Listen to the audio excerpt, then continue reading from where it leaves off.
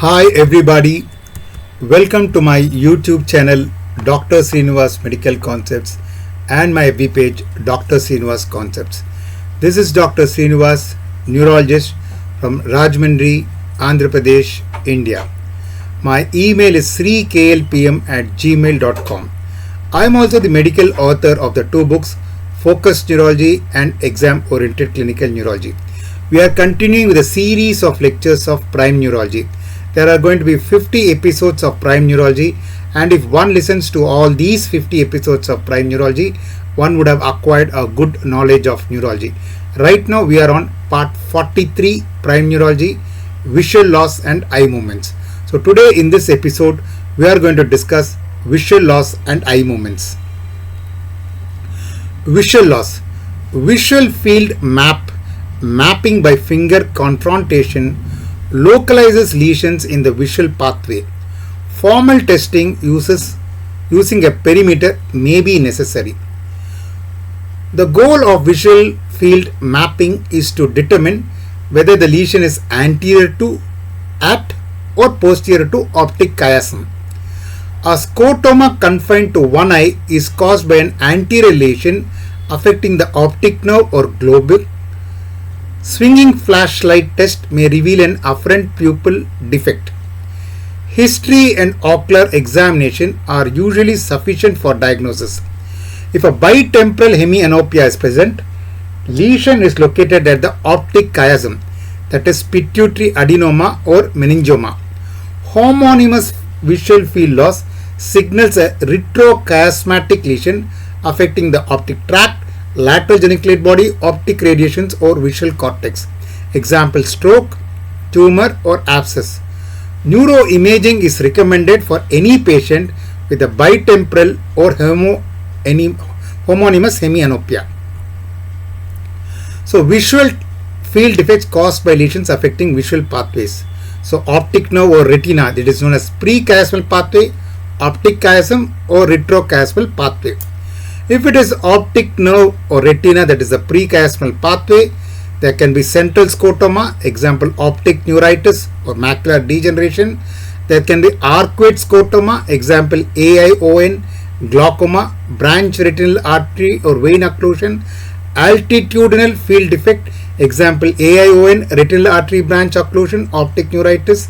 Centrocecal scotoma, example optic neuritis, toxic, nutritional or hereditary optic neuropathy, or generalized constriction, example papilledema or retinitis pigmentosa. Optic chiasm, we have bitemporal hemianopia, optic chiasm compression by pituitary tumor or meningioma. In retrochiasmal pathway, we have right homonymous hemianopia, lesion of optic tract, lateral geniculate body, optic radiations or visual cortex. Superior right quadrantonopia, pie in the sky, lesion of left optic radiations in the temporal lobe. Macular sparing, bilateral visual cortex lesions. Transient or sudden visual loss, amaurosis fugax, transient monocular blindness or TIA of the retina. It usually occurs from a retinal embolus, often arising from the ipsilateral carotid stenosis or the heart. Prolonged occlusion of the central retinal artery results in a classic fundus appearance of a milky infarcted retina with a cherry red fovea. Any patient with compromise of retinal circulation should be evaluated promptly for stroke risk factors, example carotid atheroma, structural heart disease or atrial fibrillation. Occipital cortex lesions can be confused with amaurosis fugax because many patients mistakenly ascribe symptoms to their left or right eye when in fact they are occurring in the left or right hemifields of both eyes. Interruption of blood flow to the visual cortex causes sudden graying of vision, occasionally with flashing lights or other symptoms that may mimic migraine. The history may be the only guide to the correct diagnosis. Patients should be questioned about the precise pattern and duration of visual loss and other neurologic symptoms, especially those of posterior circulation dysfunction such as diplopia, vertigo, numbness or weakness. Marked symmetric hypertension can cause visual loss from exudates, hemorrhages, cotton wool spots. focal nerve fiber layer infarcts and optic disc edema. In central or branch retinal vein occlusion, the fundus examination reveals engorged phlebitic veins with extensive retinal hemorrhages.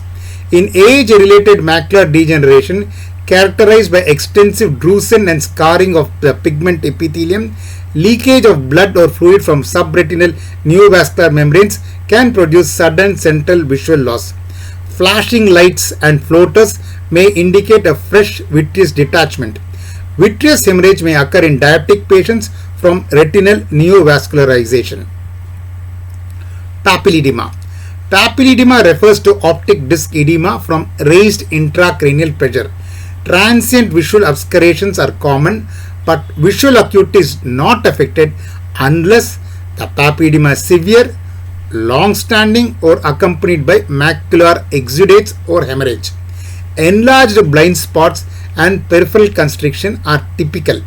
Neuroimaging should be obtained to exclude an intracranial mass. If negative, an LP is required to confirm elevation of the intracranial pressure.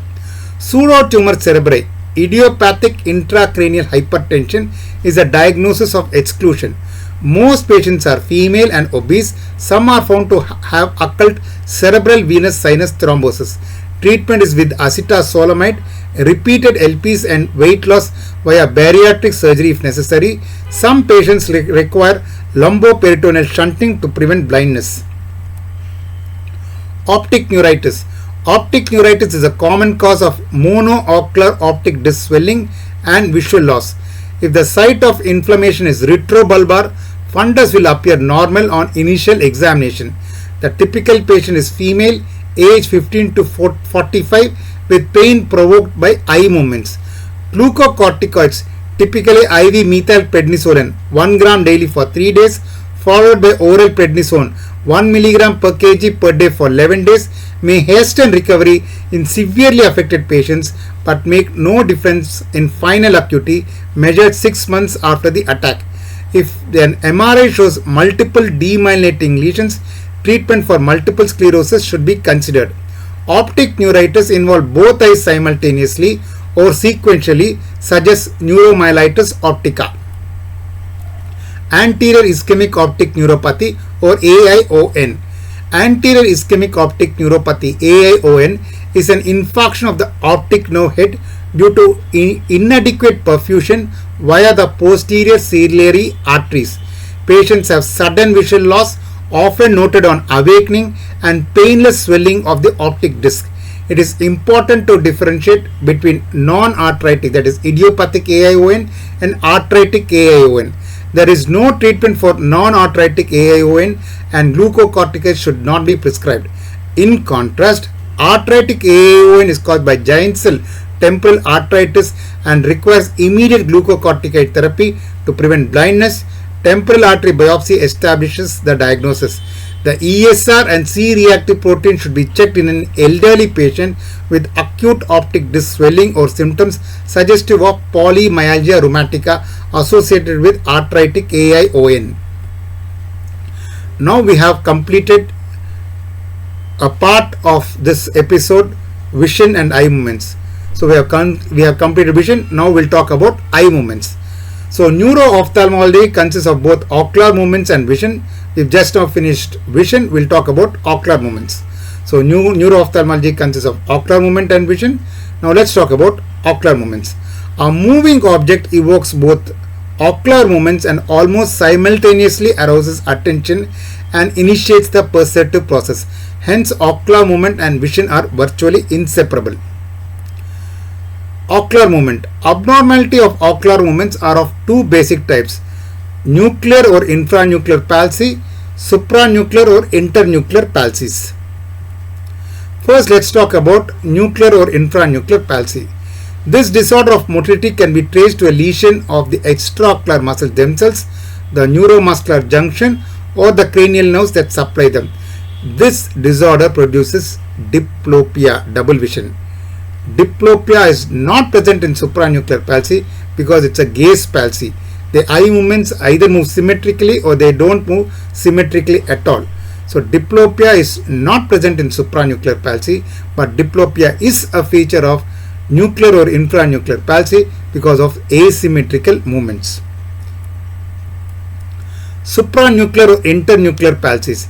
These are derangement in the highly specialized neural mechanisms that enable the eyes to move together. In patients who cannot elevate their eyes voluntarily, the presence of reflex upward deviation of the eyes in response to forced flexion of the head, doll's head phenomenon, usually indicates that the nuclear and infranuclear mechanisms for upward gaze are intact and that the defect is supranuclear. So by doll's eye movement and diplopia, we can differentiate whether it's a nuclear, infranuclear or a supranuclear palsy. Supranuclear control of eye movements. It can be conjugate movement or gaze, it can be disconjugated movement. A conjugate is yoked or joined together. The symmetrical and synchronous movement of the eyes is known as conjugate movement. It could be saccades, smooth pursuits or vestibulo-ocular reflex. Disconjugate movement, the simultaneous movement of the eyes in opposite directions. Example, convergence, divergence and accommodation. Now let's talk about the supranuclear control of eye movement. Saccades. They are rapid movements and their purpose is to quickly change ocular fixation in order to bring images of new objects of interest onto the foveas. Horizontal voluntary conjugate movements of the eyes to the opposite side are probably initiated in area 8 of the frontal lobe and relate to the pons. Pursuit or following movements. Unlike saccades, which are rapid movements, pursuit are slower, smoother, largely involuntary movements for which the major stimulus is a moving target upon which the eyes are fixated. The function of pursuit movements is to stabilize the image of a moving object on the foveas and thus to maintain a continuous clear image of the object as it moves in the environment. Pursuit movements to each side appear to be generated in the ipsilateral parieto-occipital cortex.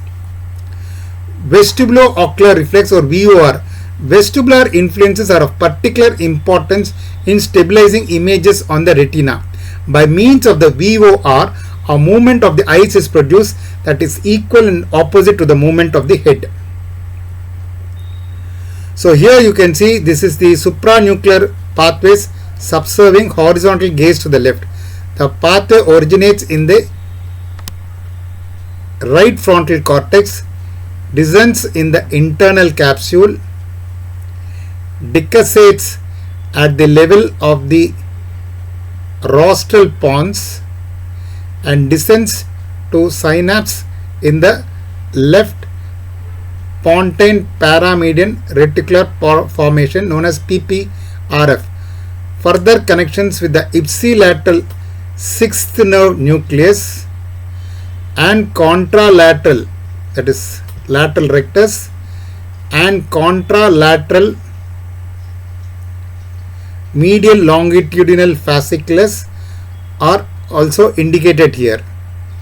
The right MLF, the green line, is labeled between the abducent and the oculomotor nuclei, and vestibular nuclei are also shown. The LR is lateral rectus, MLF is medial longitudinal fasciculus, and MR is medial rectus. So the supranuclear pathway subserving horizontal gaze to the left, it originates from the right frontal eye fields, goes to the PPRF. PPRF connects the sixth nerve, lateral rectus, and the third nerve through MLF. So when the right frontal eye fields are stimulated, eyes moves to the left because of the lateral rectus and the medial rectus through the PPRF. So elicit eye movements, OCR, oculocephalic reflex, or COS, cold opposite warm same, the nystagmus. To understand this, we need to understand this diagram. So we have the PPRF, paramedian reticular formation, which is the center for all horizontal eye movements. So when the PPRF is stimulated, the eye will move to the same side. So if the right PPRF is stimulated, eyes will move to the right side. So the PPRF can be stimulated by two ways. One, by frontal eye fields area number 8, second by the vestibular apparatus. So when the frontal eye fields area number 8 on the left side is stimulated, it goes and stimulates the PPRF, and eyes moves to the right side through right lateral rectus and left medial rectus through MLF in a fast manner. But when the vestibular apparatus is stimulated, it also goes and stimulates the PPRF on the opposite side, and eyes goes to the opposite side but in a slow manner. So to move the eyes to the right side, either the frontal eye fields area number 8 or the vestibular apparatus should be stimulated, which goes and stimulates the PPRF on the right side, and eyes will move. So frontal eye movements will push the eyes to the right side. Vestibular apparatus also will push the eyes to the right side, but frontal eye fields will push the eyes in a fast manner, and vestibular apparatus will push the eyes in a slow manner. So, in the vestibular apparatus is stimulated by either the turning head to the same side or by pouring water, warm water on the vestibular apparatus, eyes will go to the opposite side. But frontal eye fields area number 8 tries to put it back as a compensatory mechanism, so there will be nystagmus. So, when we put warm water, the nystagmus will be to the same side. When we put cold water, it gets inhibited, so the nystagmus will be towards the opposite side. So, this is the basis of cause: cold opposite, warm same.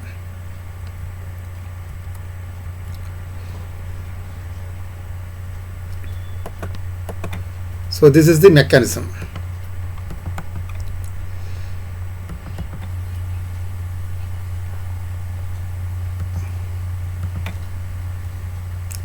Now we'll talk about the horizontal gaze palsy. In acute lesion of one frontal lobe, such as an infarct, usually causes impersistence or gaze, paralysis of contralateral gaze, and eyes will turn involuntarily towards the side of lesion.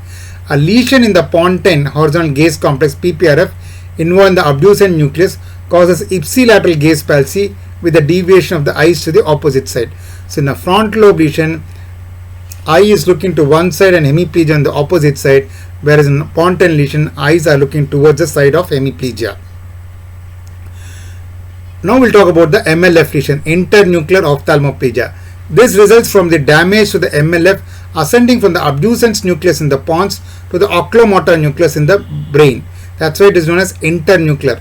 This results in failure of adduction on attempted lateral gaze. Example, multiple sclerosis. So 1.5 syndrome, this is a very important point.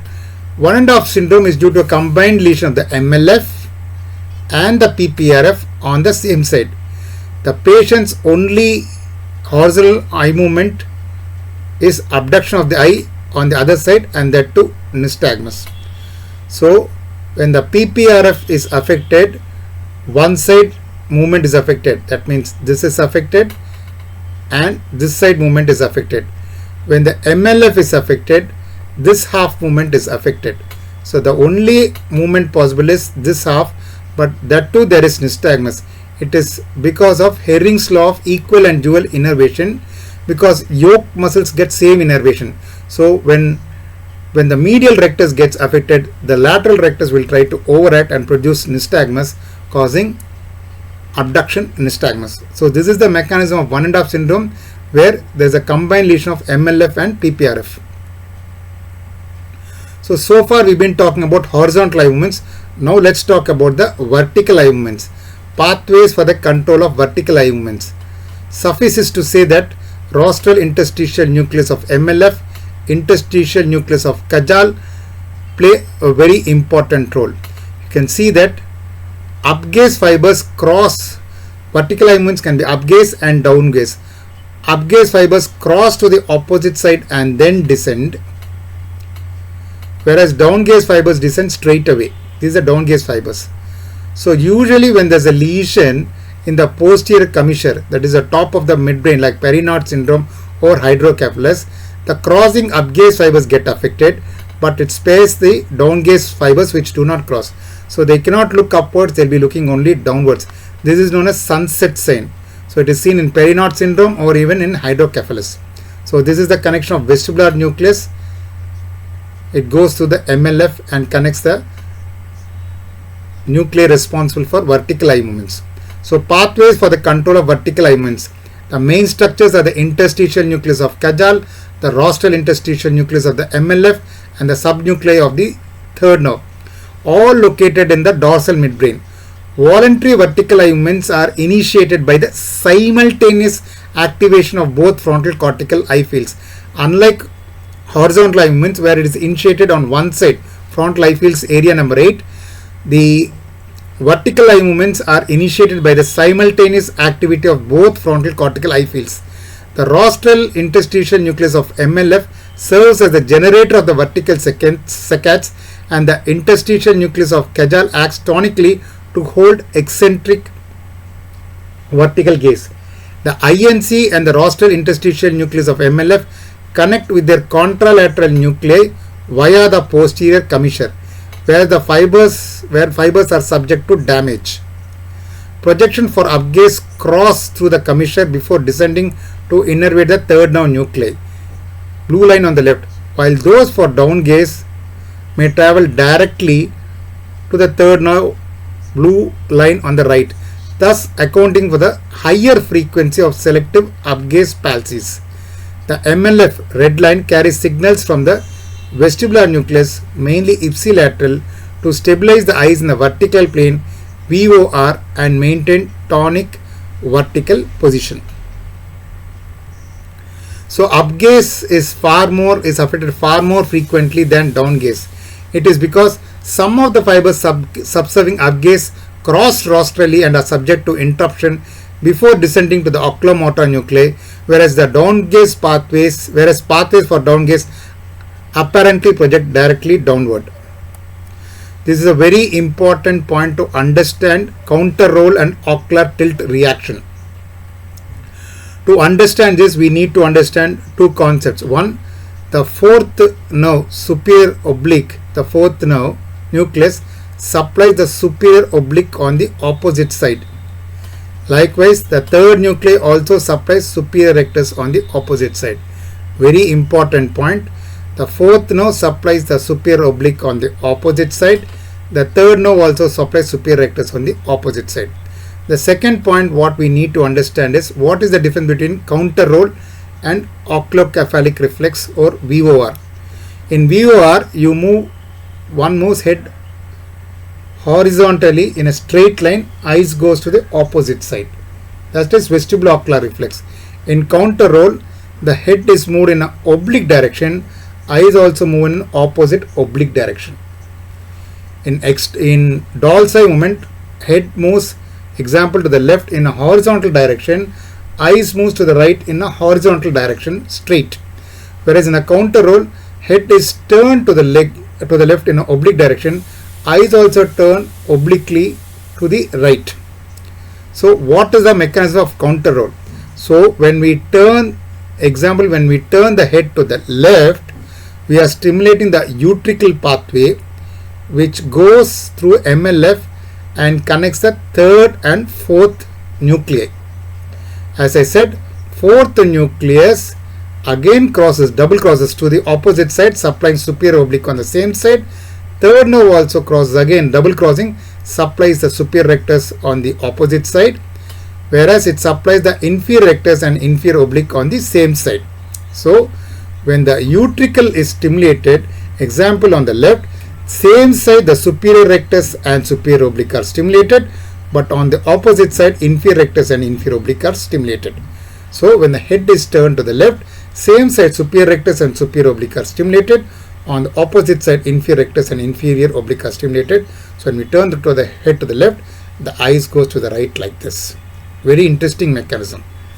When the head is tilted to the left, same side of superior rectus and superior oblique are stimulated because of the double crossing, and opposite side inferior rectus and inferior oblique is stimulated. So eyes will move like this. When the head is turned to the left like this, eyes moves to the right like this. This is the counter roll mechanism. So when this affected, it results in ocular tilt reaction. Right. Now we'll talk about the nuclear and infranuclear disorders of eye movement. Oculomotor nerve.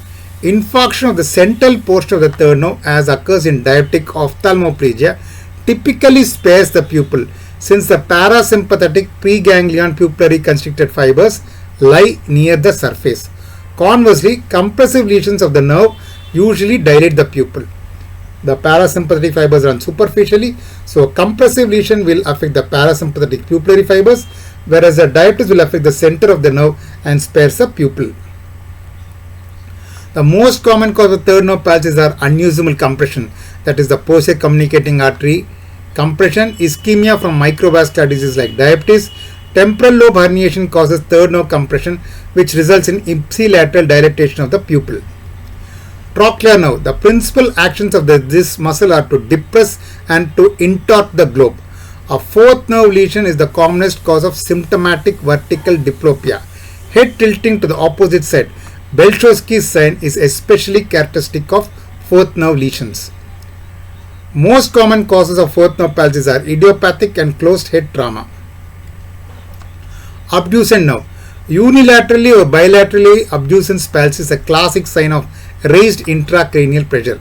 The mechanism is probably related to the rostrocaudal displacement of the brainstem. It's a slender nerve, a lengthy nerve, so it can get affected easily when there's a rostrocaudal displacement of the brainstem. Common cause of sixth nerve palsy are idiopathic and microvascular infarcts.